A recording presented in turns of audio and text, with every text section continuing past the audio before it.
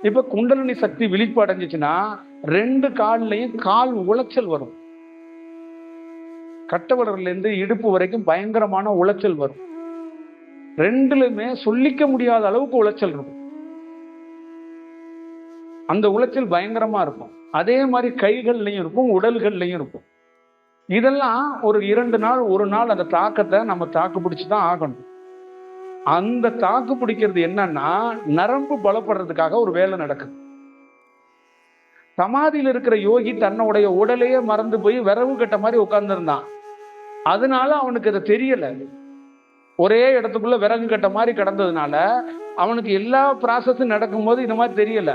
நம்ம நகரப்புறத்துல நடந்துகிட்டு இருக்கோம், நம்ம வீதியில எப்பயுமே வர்றோம், டைம் கிடைக்கும் போது உட்காடுறோம், அப்படி இல்லைன்னா நடந்துகிட்டே போய்கிட்டே வந்துகிட்டே தியானம் பண்றோம். அப்ப நமக்கு ஒவ்வொரு வழியையும் நம்ம அனுபவிக்கணும். அப்ப அந்த வழியை ஏன் வருதுங்கிறத நமக்கு இன்ஸ்ட்ரக்ஷனா கொடுக்கும்போது அதெல்லாம் நம்ம பார்த்து நடந்துக்கணும். அதே மாதிரி உங்களுக்கு அதுக்கான வழி என்னங்கிறதுக்கான ஒவ்வொரு விஷயத்துக்குள்ளேயும் உங்களுக்கு உணர்த்தப்படும். நீங்க கொஞ்சம் அதை கவனமா தியானத்துல விட்டுறீங்க, கவனிக்காம. இதுதான் அதோடைய செயல் வடிவம்.